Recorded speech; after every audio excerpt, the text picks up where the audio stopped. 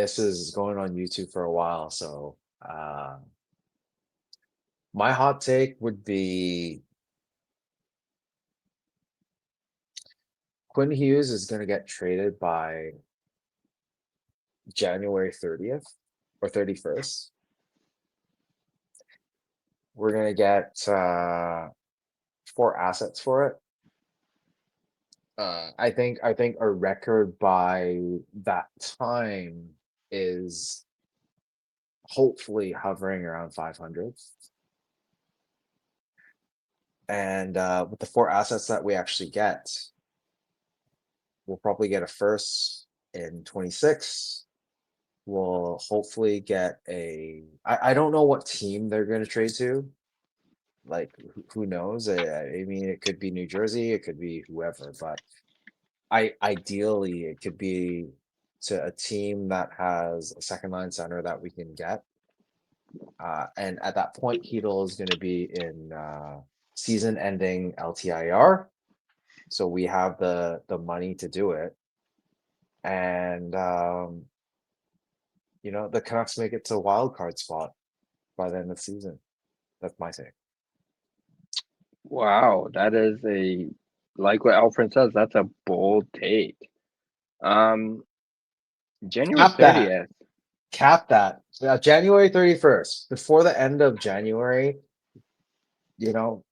if they have a feel that Huggy is going to be like, yeah, I don't want to do this anymore, trade him. It potentially can net them 4 assets, 5 assets, given that whatever team that acquires him has 2 playoff runs with him.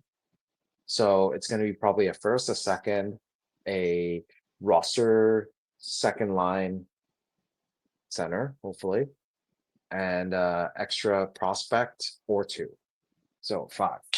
So that's kind of my how I see things. Yeah, I think I actually even saw can't remember if it was Clay's chat, but someone said you'll probably get the most value for Quinn at the deadline or right Clay said around the that. deadline. Yeah. Clay said that. Yeah.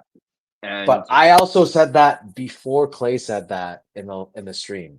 So I've been saying that since I think it was on your stream. We did talk about this. Like, if Huggy were to be traded, it'd be best this season, because whatever team trades for him, he gets 2 playoff runs.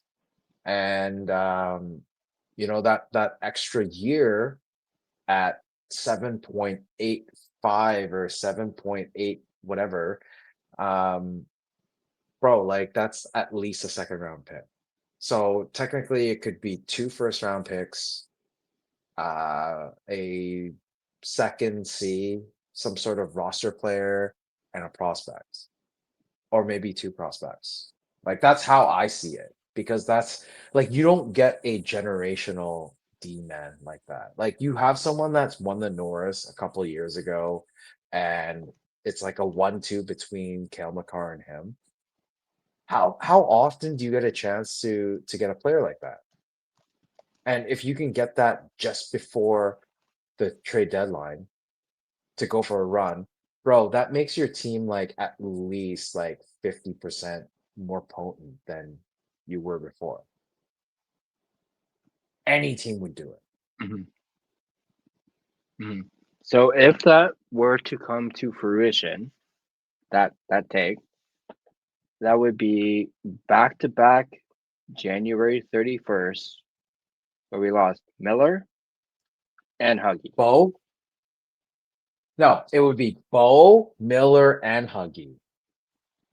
Because was Bo was traded on the 31st. Yes, Bo was on the 30th, and or the 28th, I can't remember, and JT Miller was on the 30th.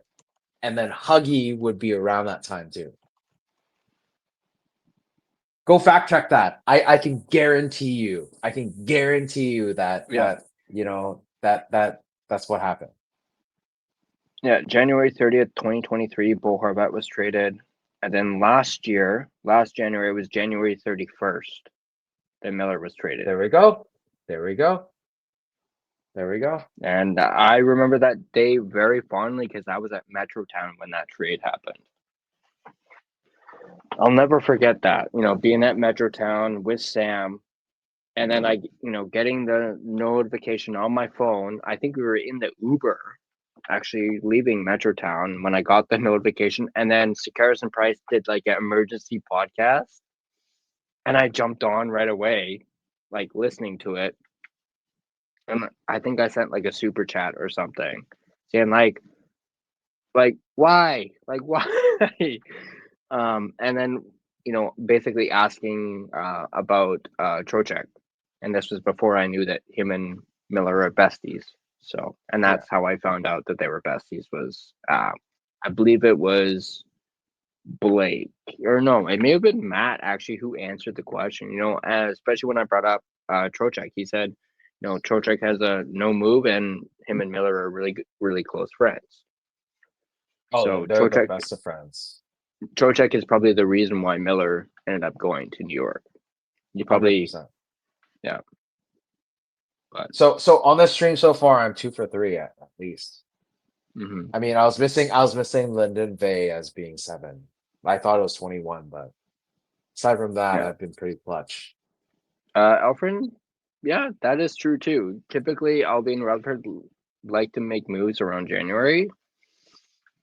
I mean, we've seen them do it in November with what was it, Zadorov a couple of years ago. I believe they got him in November. Yeah, they do like to get active before the deadline. So, but real question is, if that comes to fruition and they trade Quinn Hughes on January 31st, how do you think the rest of the fans are going to react to that? Uh, It being I like 1 honestly year would. after Miller. I would be happy to be honest. Like it's at least it's a trend in the right direction Mhm. because I'd be happy for Huggy just so he gets a chance to go for the cup because you're wasting his prime years right now. And on the other hand, if the Canucks can recoup some sort of sets in return, then it's a win-win situation, right? Obviously, it's not going to be entirely a win-win because the team that sends a superstar to away is usually the losing team. But given the fact that Huggy has a chance to go for the cup, I'd be super happy. I mean, I'd still cheer for Huggy. But in terms of the Canucks, you have assets that you can quickly turn around with. Hopefully, it happens within 2 years as opposed to 5 years or the 13 years that we went through with Benning and the new regime. And Frankie will be happy about it because he all he cares is about business and he honestly doesn't care about the fandom, the people in Vancouver. All he cares about, what is the biggest revenue boost, and it's like a win-win for all three, four sides, like the fandom, Frankie, the management, and for the player.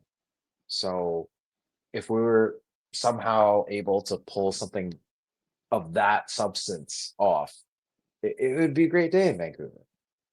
Hmm. Yeah, he cares about his 2 games of playoff revenue. Exactly.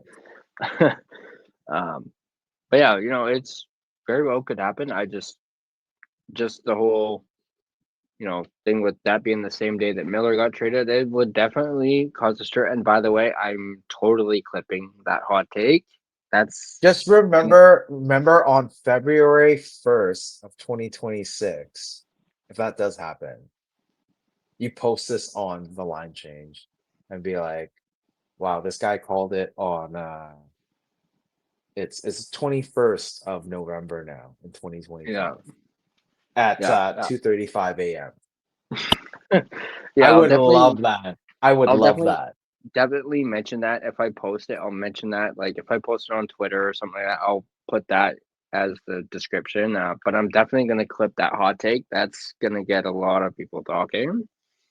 And that's Hopefully it goes viral, and then maybe some of the some of the locals like iMac and mm, who else like was like, wow, this guy's bold. yeah. But yeah, that's definitely a bold take. I mean, I know Sam would be not happy at all if that happened because she's a big Quinn Hughes fan. So, but I wouldn't be happy either because I actually just bought a Quinn Hughes like jersey. Just here,